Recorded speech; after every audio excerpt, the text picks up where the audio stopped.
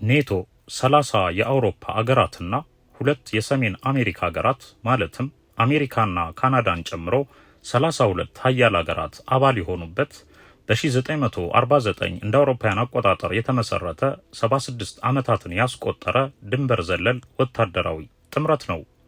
ኔቶ ከፍተኛ የገንዘብ አቅም ያለውና በየዓመቱ 5 ቢሊዮን ዩሮ የሚመድብ ከየአገሩ የተውጣጡ 3.5 ሚሊዮን ጦር ሰራዊቶች ያሉትና የምድራችንን ዘመናዊ ጦር መሳሪያዎች የታጠቀ ዓለም አቀፍ ሰላም ለማስከበር በሚል በመላው ዓለም ሀገራት የጦር ካምፕ አቋቁሞ ወታደሮቹን ለሰላም ማስከበር በሚል በየአገሩ አሰማርቶ የሚገኝ የሀያላኑ የጦር ጥምረት ነው።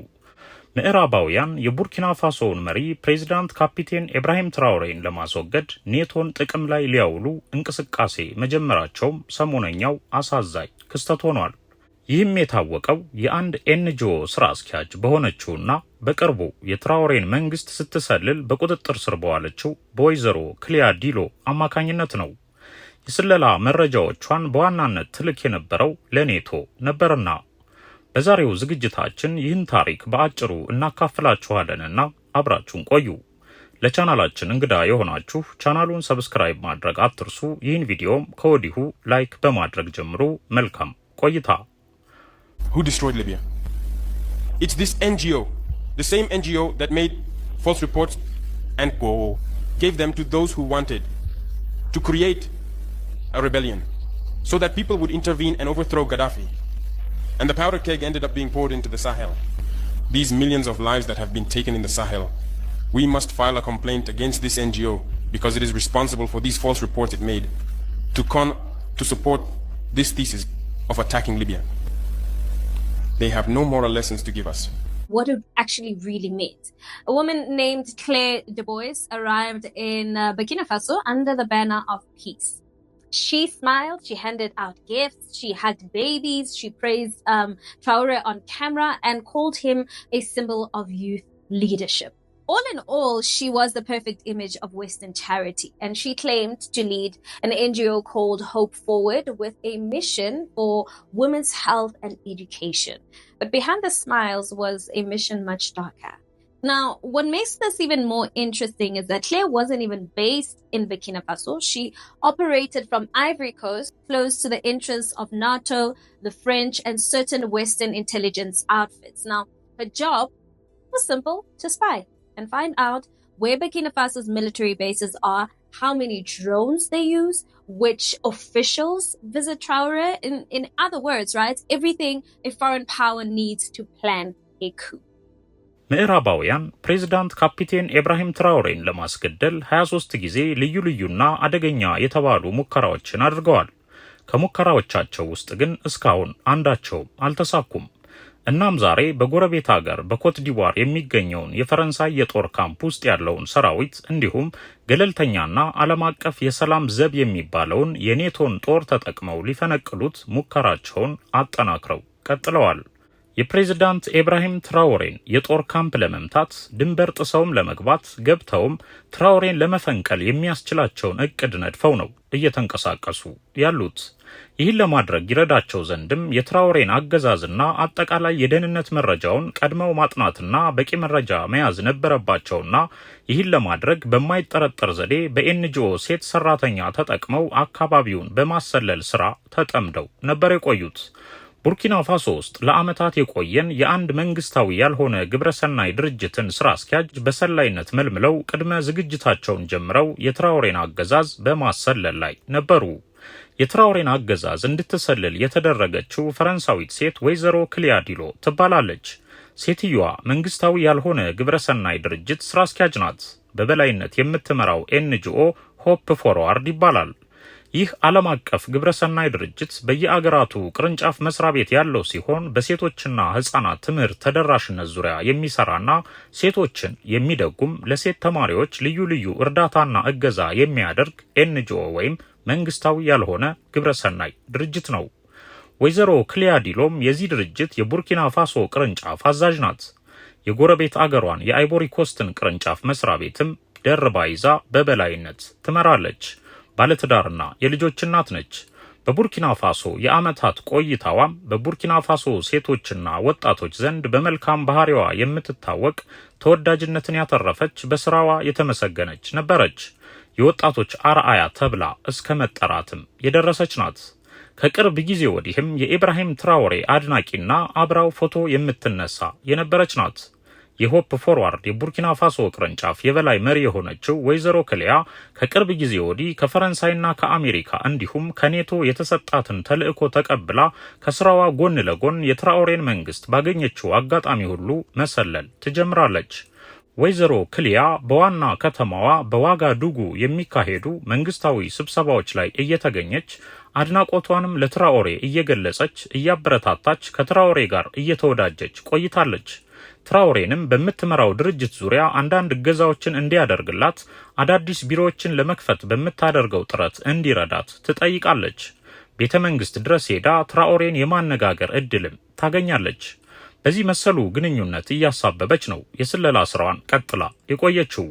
በቆይታዋም የትራኦሬን የጦር አደረጃጀት፣ የደህንነቶቹን ብዛት፣ የቤተ መንግስቱን አጠቃላይ ሁኔታ፣ የትራኦሬንና የአጃቢዎቹን ዕለታዊ እንቅስቃሴ፣ የጦር ካምፑን ሁኔታ፣ በጦር ካምፑ ውስጥ ምን አይነት የጦር መሳሪያዎች እንደሚገኙ፣ ምን ያህል ድሮኖች እንዳሉት በተሰጣት ተልዕኮ መሰረት እየቆጠረች ጂኦግራፊያዊ አቀማመጡን እየሳለች መረጃ ታስተላልፋለች። የትራኦሬን ጠባቂዎች ብዛት፣ የደህንነቶቹን ቁጥር፣ የመሳሪያዎችን አይነትና ብዛት፣ የጥንቃቄያቸውን ሁኔታና ያለውን ክፍተት ወዘተ እየሰለለች መረጃዎችን እየሰበሰበች ወደ ፈረንሳይ፣ ወደ አሜሪካና ወደ ኔቶ ትልካለች። ከምዕራባውያን ሲቪል ተቋማት ጋርም ግንኙነት ታደርጋለች። የግል ኮምፒውተሯም ከኔቶ ጋር ሊንክ የተደረገ ወይም የተሳሰረ ነው። በጎረቤት አገር በኮት ዲቯር ላለው ለፈረንሳይ ጦርም ለኔቶም በስለላዋ የምታገኘውን መረጃዎች ትልካለች። አካባቢውን፣ መውጫ መግቢያውን ካርታ እያነበበች ንድፉን እየሳለች ታስተላልፋለች። በዚህ አይነት ጥምር ስራዋ ቀጥላ በርካታ መረጃዎችን ካስተላለፈችና ስራዋንም ስለላዋንም ቀጥላ ባለችበት ወቅት ግን ድንገት በትራኦሬ ደህንነቶች ቁጥጥር ስር ትውላለች። ወይዘሮ ክሊያ አደገኛ ስለላዋ ከመጀመሪያው ጀምሮ እንዳልታወቀ ነበር የምታውቀው። ነገር ግን በትራኦሬ የደህንነት አባላት አማካኝነት ክትትል ውስጥ ከገባች ቆይታለች። ጥቂትም ታግሰዋታል። Now, she wasn't helping women, but she was helping map targets. And here's a part that should actually make everyone sit up. Burkina Bay intelligence already knew, right? They knew her organization was actually linked to a Western surveillance program, and they knew that her laptop was routing encrypted files to a NATO-affiliated server. And they also knew her email contact, which was Malvin, was a Western handler. And yet, President Traoré said, let her work. And why? Because he knew, right? He mirrored her device. Every word she typed, every map she drew, every question she asked was monitored in real time. And when she sent a final file mapping military corridors and drone routes, President Traoré got it first. And what did he do? He invited her, not to jail, but to the stage. A national conference on African sovereignty. He made her a guest of honor so the world could watch her fall. And when the truth came out, she cried. Yes, the woman who came to dismantle a sovereign African state broke down when her mask fell off. And of course, she was arrested in open under cameras with dignity. But make no mistake, her mission was a dangerous one. እናም በመጨረሻ ተያዘች። ወይዘሮ ክሊያ በቁጥጥር ስር ከዋለች በኋላ በግል ኮምፒውተሯና በተንቀሳቃሽ ስልኳ የተጻጻፈችውን የተላላከችውን ሁሉ ማግኘት ተቻለ። ኢሜይሏ ሲፈተሽም ለምዕራባውያንና ለኔቶ እንዲሁም ትራኦሬን ለማጥፋት ለወሰኑት ጠላቶቹ የላከቻቸው መረጃዎች ስለ ሚሊተሪ ኮሪደሩ፣ ስለ ደህንነት ቤዙ፣ ስለ ጦር መሳሪያዎቻቸው አይነት ወዘተ የላከቻቸው መረጃዎች በሙሉ በግል ኮምፒውተሯ ላይ ተገኙ። ወይዘሮ ክሊያ በቁጥጥር ስር እንደዋለች አልታሰረችም። ከተያዘች በኋላ ፕሬዝዳንት ኢብራሂም ትራኦሬ ተዋት፣ ወደ ስራዋ ትመለስ ነበር ያለው። ወይዘሮ ክሊያም ወደ ኤንጂኦ ስራዋ ተመለሰች። ከዚያም ኢብራሂም ትራኦሬ ወይዘሮ ክሊያን ከቀናት በኋላ በአንድ መድረክ ላይ እንድትገኝ የክብር እንግዳ አድርጎ ጋበዛት። የጋበዛትም ናሽናል ኮንፈረንስ ኦፍ አፍሪካን ሶቨርቲ ወይም ብሔራዊ የአፍሪካ ሉዓላዊነት ጉባኤ ላይ ነበር። ወይዘሮ ክሊያ በጉባኤው ተገኘች። ወይዘሮ ክሊያ ድንገት በቁጥጥር ስር መዋሏንና የግል ኮምፒውተሯ ላይ የተገኘባትን የመረጃ ልውውጥ እንጂ የምታውቀው የትራኦሬ ደህንነቶች እሷ ሳታውቅ ቀድመው ይከታተሏት እንደነበረ አታውቅም ነበርና በጉባኤው ላይ እሷ የማታውቀውን በትራኦሬ እጅ የሚገኘውን መረጃ እንድታውቅ ተደረገ። የትራኦሬ የደህንነት ባልደረቦች በረቂቅ ካሜራ ሲቀርጿት የቆዩትን እየተደበቀች ታደርግ የነበረውን የስልክ ንግግር ሳይቀር አሳዩት፣ አስደመጧት። እያንዳንዷን የስለላ እንቅስቃሴዋም ሆነ ሌሎች ነገሮቿ ሁሉ በእነርሱ እይታ ስር እንደነበረ እንድትመለከት አደረጉ። ወይዘሮ ክሊያም ቀድመው እንደደረሱባትና ቀድመው እንዳጠመዷት ስትረዳ እውነታውም ሲታወቅባት የፈጸመችውን ተግባር ደግማ ስታየውና ደግማ ስታደምጠው በሀፍረት አንገቷን ደፋች። እዚያው ኮንፈረንሱ ላይም አለቀሰች።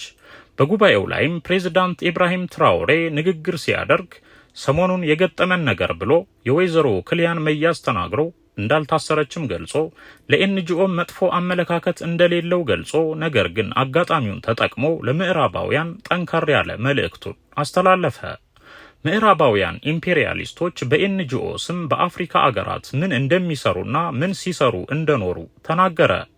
ነገር ግን ዛሬም እንደተለመደው ከስራችኋል፣ አልተሳካላችሁም ብሎ ውድቀታቸውን በዓለም ፊት ነገራቸው። ፕሬዝዳንት ኢብራሂም ትራኦሬ ስለ ሴትዮዋና ስለ ምዕራባውያን ሴራ ንግግር ካደረገ በኋላ ምዕራባውያን በዝባዦች በኤንጂኦ ስም አፍሪካ ላይ ስለሚሰሩት ሸፍጥ እያነሳ ልካቸውን ነገራቸው። የምዕራባውያንን ሴራ ለዓለም ሕዝብ አጋለጠ። ትራኦሬ ኤንጂኦ ነን ገቨርንመንታል ኦርጋናይዜሽን ይባላል እንጂ ነን ገቨርንመንታል አይደለም። ኤንጂኦ መንግስታዊ ያልሆነ ድርጅት ይባላል እንጂ መንግስታዊ የሆነ ድርጅት ነው። እያንዳንዱ የምዕራባውያን ግብረሰናይ ድርጅት መንግስታዊ ያልሆነ ግብረሰናይ ድርጅት ይባላል እንጂ መንግስታዊ ድርጅት ነው። በተመሰረተበት ሀገር በመንግስት የሚደጎም በፌዴራል መንግስቱ በጀት የሚንቀሳቀስ ነው።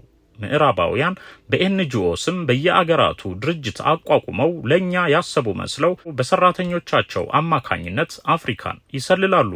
የግብረሰናይ ድርጅት ሰራተኞች ወደ የአገራቱ እየሄዱ ቢሮ ከፍተው ይሰልላሉ።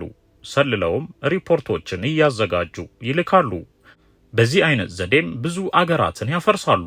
ለአብነት ሊቢያ ትጠቀሳለች። ሊቢያን ያፈረሳት ማን ነው? ኤንጂኦ ነው። የምዕራባውያን ግብረሰናይ ድርጅቶች ሐሰተኛ ሪፖርት እያወጡ አገሩን ሉዓላዊት አገር ለማድረግ የሚሞክርን የአፍሪካ መሪ ስም ያጠፋሉ፣ ያስጠፋሉ። አምባገነን ብለው ፈርጀው ለነሱ የማይንበረከኩ አገር ወዳድ አፍሪካዊ መሪዎችን ያስወግዳሉ። በዚህ ዘዴ ትላንት ጋዳፊን አስወገዱ፣ ሊቢያን አፈረሱ። ዛሬ ደግሞ ብዙ ሚሊዮን ህዝብ ያቀፈውን ሉዓላዊነቱን አረጋግጦ በሰላም እየኖረ ያለውን የሳሂል ኔሽንን ህዝብ ሊያፈርሱ አገራችንንም ሊያወድሙ ሲሰሩ ያዝናቸው። እነርሱ ሁሌም እንደዚህ ናቸው፣ ሴረኞች ናቸው። ስለዚህ እነሱ እኛን ስለ ሞራል ሊያስተምሩን አይችሉም ወዘተ ያለ ይህ ሁሉ የሚሆነው በኤንጂኦ ስም መሆኑን እየነገረ ሴረኞችን ምዕራባውያንን በዓለም ፊት እርቃናቸውን አስቀራቸው። በቁጥጥር ስር የዋለችውን ሰላይ ወይዘሮ ክሊያንም ስራዋንና ስራቸውን ለዓለም ካሳየ በኋላ በነጻ ለቀቃት። called NGO. It's not even an NGO. Because NGO stands for non-governmental organization. They are not non-governmental because they are funded by a federal budget, by a state. This so-called NGO produces reports claiming that the FDS and the VDP commit abuses. It went in here, it came out there. It's to tarnish your morale. It's to scare you, to prevent you from being able to fight. No. Moreover, we are going to file a complaint against this NGO because people need to understand something. What is happening to us here? It's true that they have manipulated part of our populations in the Sahel here, but they didn't have that kind of weaponry. What brought such significant weaponry into their ranks? It's Libya. Who destroyed Libya? It's this NGO, the same NGO that made false reports and gave them to those who wanted to create a rebellion so that people would intervene and overthrow Gaddafi. And the powder keg ended up being poured into the Sahel. These millions of lives that have been taken in the Sahel, we must file a complaint against this NGO because it is responsible for these false reports it made to support this thesis of attacking Libya. they have no moral lessons to give us. እና ምዕራባውያን ፕሬዝዳንት ኢብራሂም ትራውሬን የማስወገድና የማስገደል ብዙ ሙከራዎቻቸው ሲከሽፉ ሰሞነኛ ዘዴያቸው ኤንጂኦን እንደ ማጥቂያ መንገድ መጠቀምና የኤንጂኦ ሰራተኞችን ለስለላ ስራ መልምለው እያሰለሉ የተገኙትን መረጃዎች መሰረት አድርገው በጎረቤት ሀገር በኮት ዲቫር በሚገኘው የፈረንሳይ ሰራዊታቸው እንዲሁም በኔቶ ጦር ተጠቅመው ሐቀኛውንና አገሩን በየዘርፉ በማልማት ላይ የሚገኘውን ጀግና ፕሬዝዳንት ኢብራሂም ትራውሬን የማስወገድ አዲስ እቅድ ነድፈው ነበር ሰሞኑን ሲንቀሳቀሱ የቆዩት። ይህም ግን ከሸፈ። ይልቁንም የትራውሬ መንግስት በዚህ በወይዘሮ ክሊያ የስለላ ስራ ቀጣይ እቅዳቸውን ሊረዳበት ቻለ። የተረዳውም ቀጣይ እቅዳቸው ኔቶን ተጠቅመው እሱን ማስወገድ የሚል ነው።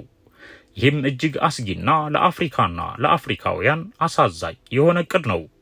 ምክንያቱም ኔቶ የፕሬዝዳንት ኢብራሂም ትራውሬን አገር ቡርኪና ፋሶን ብቻ ሳይሆን ሩሲያንም ለማንበርከክ ደፋ ቀና የሚል የዓለማችን ግዙፉና ብቸኛው ዓለም አቀፍ ሀያል የጦር ጥምረት ስለሆነ ነው። ሁኔታው አሳዛኝም አስገራሚም ነው። ምዕራባውያን በቡርኪና ፋሶ ምክንያት ስለምን እንቅልፍ አጡ? በፕሬዝዳንት ኢብራሂም ትራውሬ ላይ ይህ ሁሉ የግድያና የማስወገድ ሙከራ ለምን አስፈለጋቸው ለሚለው ጥያቄ ግልጽ ምላሽ ነው ያለው። ምዕራባውያን ያለ አፍሪካ ማዕድናት ምንም ስለሆኑ፣ ምዕራባውያን የአፍሪካን ውድ ማዕድናት በነፃ ካልዘረፉ ከባድ ውድቀት ስለሚገጥማቸው፣ ምዕራባውያን አፍሪካ በራሷ ከቆመች፣ ሌሎች አፍሪካዊ መሪዎች የትራውሬን ፈለግ ከተከተሉ፣ በምግብም በሌላውም ነገር ራሳቸውን ከቻሉ፣ ውድ ማዕድናቶቻቸውን ለራሳቸው ከተጠቀሙ፣ የነሱም ዝርፊያ ከቆመ ምን እንደሚከሰትባቸው ስለሚያውቁ የሚል ግልጽ ምላሽ ነው ያለው። ምዕራባውያን የአፍሪካ ነፃ አገር መሆን ሁሌም ያሰጋቸዋል። ከነሱ ብዝበዛ ነፃ የሆነች አፍሪካ የሚለው ያባትታቸዋል፣ ያስበረግጋቸዋል። ትራውሬ ደግሞ እስካሁን ሳይንበረከክ ባርነትና ልመና በቃ ብሎ የአገሩን ሀብት ለአገሩ ልማት በመዋል ላይ ያለ በጀግንነት ጸንቶ ቆሞ የሚገኝ ጀግና ጥቁር አፍሪካዊ መሪ ነው። ለዚያ ነው በትራውሬ ጉዳይ ምዕራባውያን እንቅልፍ ያጡትና ወደ ቡርኪና ፋሶ መግቢያ መንገድ አጥተው በኤንጂኦ ሰራተኛ እስከ ማሰለል የደረሱት። ብዝበዛንና ባርነትን አስጠብቆ የማስቀጠል እቅዳቸውን፣ የዝርፊያ ታሪካቸውን፣ አፍሪካን የማበጣበጥና እርስ በርስ እያጫረሱ ውድ ማዕድናቶቿን የመዝረፍና የመበልጸግ ትልማቸውን እነርሱ አምባገነን የሚሉትና የሚያስወግዱት ለነሱ ያልተንበረከከንና አገሩን የሚያለማ አገር ወዳድ መሪን ብቻ እንደሆነ ዓለም በገሃድ እያየላቸው ይገኛል በፕሬዝዳንት ኢብራሂም ትራውሬ አማካኝነት። ክቡራን የቻናላችን ቤተሰቦች ስለ ጀግናው ጥቁር አፍሪካዊ መሪ ስለ ኢብራሂም ትራውሬ ምን ይሰማችኋል? ምንስ ትመኙለታላችሁ? ምዕራባውያንንስ እንዴት ታያችኋላችሁ? ሐሳብና አስተያየታችሁን በኮሜንት አጋሩን። በእኛ በኩል መልካሙን ሁሉ እየተመኘን የዛሬ ዝግጅታችን ቋጨን። በሌላ መሰል ዝግጅት እንመለሳለን። በሰላም ቆዩን።